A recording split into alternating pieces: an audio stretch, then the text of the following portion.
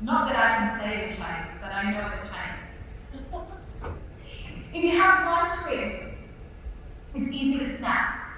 But if you have a branch of twigs together, it's almost unbreakable. You know, teamwork makes the dream work, but that was a less cliche way of saying it. So how do you get us all to be more resilient? It's been a hell of a year for the entire world. Organizations are reshuffling, restructuring. You're all being asked to do things differently than you've been doing in the past. And that's difficult because it causes us discomfort and we don't want that.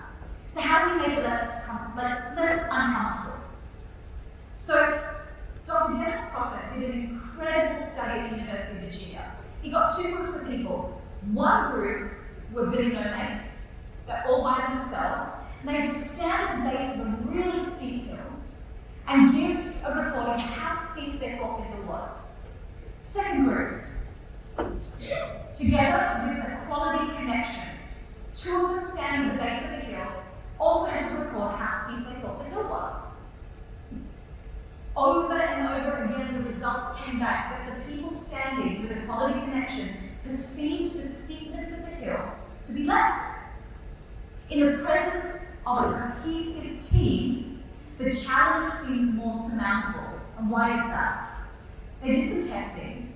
The bioenergetic resources, so things like your strength in a team, how clever one of your teammates is, your energy, you count them, your body literally counts them as part of what the other person has. So it doesn't see a distinction between you and them. You are one when it comes to your bioenergetic resources.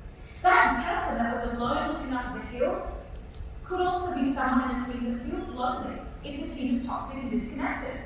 They feel this is a huge challenge. I don't have any strength. This backpack that I'm carrying, if I'm fatigued and tired, it's only me. So of course the challenge seems worse. But the challenge is more surmountable. I talk about this in stages sometimes, and I experienced it for the first time in February this year in Koh Phangan in Thailand. I went to attend an authentic relating retreat. Authentic relating is a school of human connection studies that kind of says that, we walk through the world being authentic, so depending on how we behave at work, we change our meaning and the way we say things, and it encourages you to just be completely yourself. And frankly, it's very confrontational. As expressive as I am, I'm actually quite Asian and confrontational, so I found some of the work really hard. But this is one of the exercises that I thought was absolutely amazing, and I want to share with you. So, it's a sweaty big pavilion about the size of what we're in now. There are tropical mosquitoes biting me everywhere. It's day 2. I'm so triggered from the day 1 that I barely slept. And we're coming to the end, and I'm like, Simone, pull through, you can do this. And the course leader says, we're going to do an exercise about discomfort, physical discomfort. I am not a very physical person. So I start panicking. So you're going to squat and hold your arms as if you're holding a large beach ball. And you're going to hold this for 10 minutes. I'm like, what do I look like, The Rock? 10 minutes? And then I see the person that they've paired me with.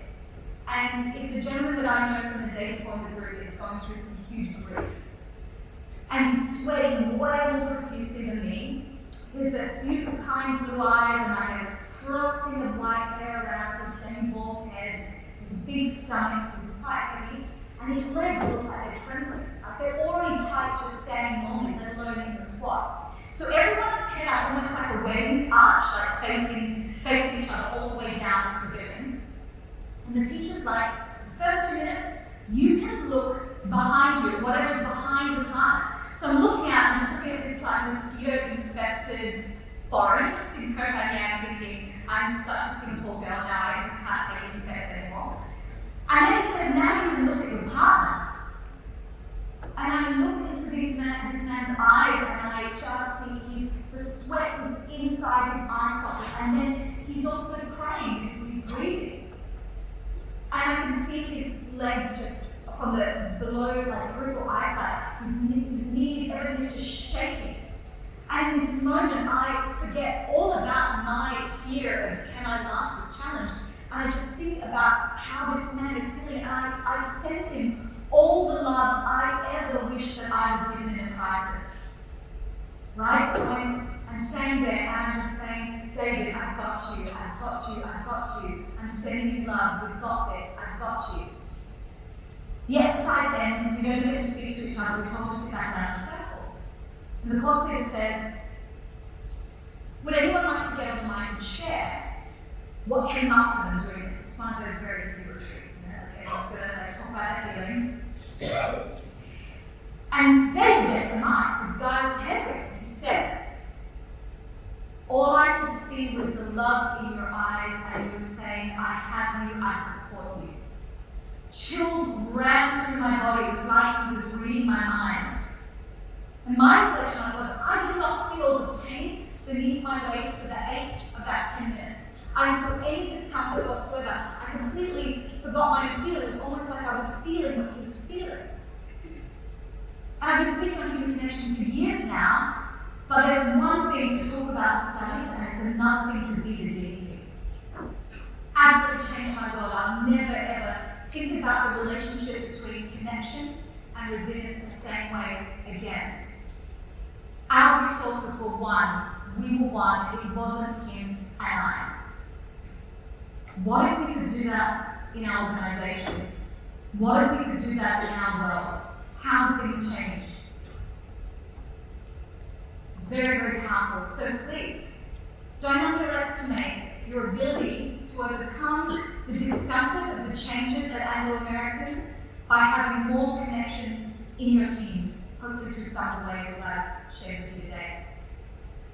And I'm going to share with you the final and most important part of all human connection, and that is self-connection, an awareness of your experience, connecting with yourself. I'm going to start with a really easy exercise before I go further into this. It's called 4-4-8 breathing. Has anyone done this before? Similar to box breathing. What we know is you cannot connect well with someone if you're stressed. Calm equals connection, because that means